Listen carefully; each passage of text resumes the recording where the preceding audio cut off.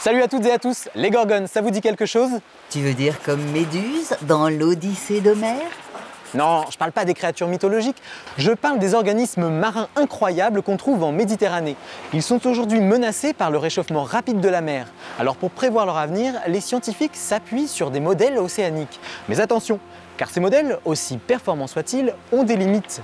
Alors jusqu'où peuvent-ils nous aider? Quelle est leur part d'incertitude et comment la réduire?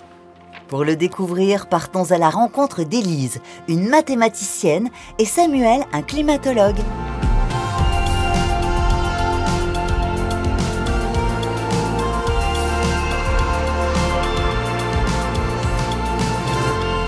Alors Samuel, j'ai entendu dire qu'il y avait de plus en plus de vagues de chaleur marine en Méditerranée. C'est quoi? C'est une sorte de canicule, mais sous l'eau?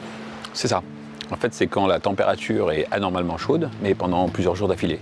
La définition est très simple. Ces événements peuvent être liés à différents types de phénomènes qui sont soit atmosphériques, soit océaniques. Ça peut être un changement de courant, ça peut être une température atmosphérique plus chaude que la normale, ça peut être aussi une période sans vent ou avec très peu de nuages. Donc c'est vraiment des phénomènes extrêmes. Ce sont des phénomènes qui sont quand même relativement rares. On appelle ça des phénomènes extrêmes. Et ils sont particulièrement présents, en particulier en été, en Méditerranée.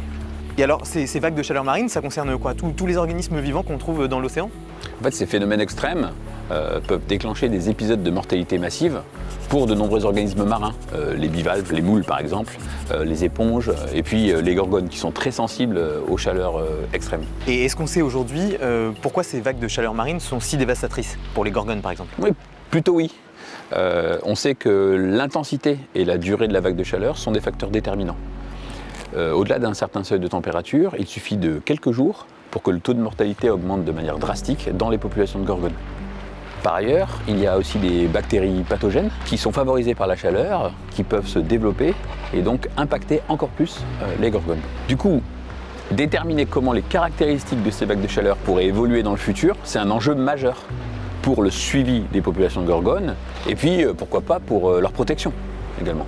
Et c'est là que les modèles d'océan entrent en jeu, j'imagine? Oui, voilà, les modèles d'océan vont nous aider à prévoir comment l'intensité et la durée ou les caractéristiques de ces vagues de chaleur pourraient évoluer dans le futur. En fait, avec les modèles, on réalise des simulations, et ces simulations, elles représentent l'évolution passée et future de la température en tout point de la Méditerranée et aussi en profondeur. Et alors ces projections, est-ce qu'elles sont fiables? Il faut bien savoir que tout modèle possède une part d'incertitude. Plus cette incertitude est petite, et plus on a confiance dans les résultats du modèle, plus elle est grande, et moins on a confiance. Donc c'est très important de cerner et de comprendre ces marges d'erreur. Parfait, merci Samuel, c'est parfaitement clair. Maintenant je vais aller rejoindre Élise Arnaud, elle est mathématicienne et elle va nous en apprendre un peu plus sur l'origine des incertitudes dans les modèles.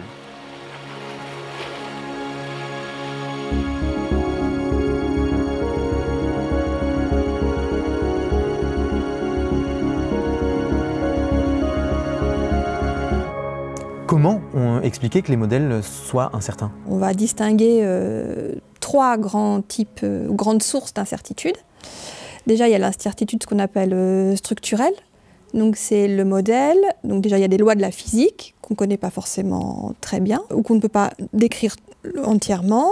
Quand on va les écrire en équations mathématiques, on peut ajouter de l'imprécision ou des approximations. Et puis après ces équations mathématiques, on va les passer sur l'ordinateur. Et là, pareil, on va introduire des approximations. Donc ça, c'est la première partie où du coup, le modèle qu'on crée ne représente pas très précisément la réalité. La deuxième chose, c'est l'incertitude qui est liée à ce qu'on appelle au forçage extérieur, c'est-à-dire que le modèle, il va décrire une partie du monde, on ne peut pas décrire le monde entier. Et donc, il va y avoir des choses qui vont se passer aux frontières de ce monde, et on ne connaît pas forcément exactement ce qui se passe aux frontières, ou c'est incertain, en tout cas, il y a de l'aléatoire. Et puis, la troisième chose, ça va être l'incertitude qui est liée aux conditions initiales, c'est-à-dire que le point de départ, qu'on ne connaît pas forcément très bien, va avoir beaucoup d'impact sur l'évolution du modèle dans le temps. Pour bien comprendre ces trois sources d'incertitude, prenons un exemple simple. Imaginons que vous cherchiez à calculer le temps que vous allez mettre pour vous rendre de chez vous à votre lieu de travail à vélo. Dans ce cas, le modèle, c'est la façon de calculer le temps de trajet, comme ce que font les applications de planification d'itinéraire. Première incertitude, le vélo lui-même. Il peut être électrique, avoir plein de vitesses ou être un peu rouillé. Bref, des choses qui sont liées à la manière dont le modèle est construit. C'est ce qu'on appelle les incertitudes structurelles. Deuxième incertitude, les conditions météo. Va-t-il pleuvoir? Y aura-t-il du vent de face? Ça, c'est totalement hors de votre contrôle, mais ça va clairement jouer sur votre temps de trajet. Élise en parlait comme des forçages extérieurs. Et enfin, troisième incertitude, l'heure à laquelle vous partez. Si vous partez 5 minutes plus tôt ou plus tard, ça peut tout changer. Vous pourriez tomber sur un accident qui vous oblige à changer de route, sur une série de feux rouges ou même rencontrer par hasard un ami avec qui bavarder.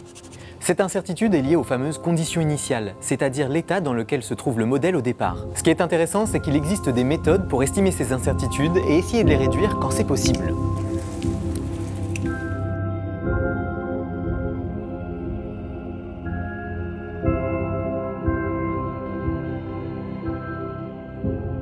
Samuel, quelle méthode on peut utiliser pour estimer les incertitudes des modèles? Pour estimer les incertitudes des modèles, on va réaliser ce qu'on appelle des simulations d'ensemble. Alors une première bonne idée, par exemple, c'est d'utiliser plusieurs modèles océaniques. En fait, chaque modèle a ses spécificités, ses approximations, et le modèle développé par une équipe de modélisation, par exemple à Toulouse, ne va pas être le même modèle que celui qui est développé à Rome. Et donc au final, si on veut déterminer l'impact des choix de modélisation sur nos résultats, comment on fait en pratique? On va se mettre tous d'accord sur un scénario d'évolution des gaz à effet de serre dans le futur. Tout le monde utilise ce forçage. Chaque équipe de modélisation fait tourner son modèle en parallèle et ensuite on met tous les résultats ensemble. C'est un exercice coordonné international quelque part. Et c'est l'analyse de ces simulations d'ensemble qui va nous permettre de déterminer quels sont les choix de modélisation qui ont un impact fort sur nos résultats et ceux qui ont un effet plus négligeable. Toutes ces simulations servent à représenter l'ensemble des solutions possibles. Et pour savoir si on couvre bien toutes les possibilités, on utilise ce qu'on appelle en maths les méthodes de Monte-Carlo. Elles ont été inventées à la fin de la Seconde Guerre mondiale, à l'époque où on développait la bombe atomique. L'idée, c'était d'éviter de devoir faire des millions et des millions de calculs pour explorer toutes les possibilités d'un problème, comme le comportement des neutrons lors d'une explosion. À la place, on tire quelques calculs au hasard pour avoir une bonne estimation du résultat et de l'erreur qu'on commet. C'est le physicien Nicolas Metropolis qui a proposé ce nom en référence au fameux casino à Monaco, car il s'agit en quelque sorte de contrôler le hasard. Bon et alors, pour nos gorgones, en quoi le fait d'estimer cette erreur peut nous aider? L'important, c'est que cette marge d'erreur que l'on va fournir avec notre résultat, elle doit être informative, elle doit être source de prise de décision pertinente. Pour les gorgones, par exemple, c'est très important qu'on arrive à déterminer dans quel lieu on va obtenir dans le futur des vagues de chaleur marine qui sont très sévères, par exemple.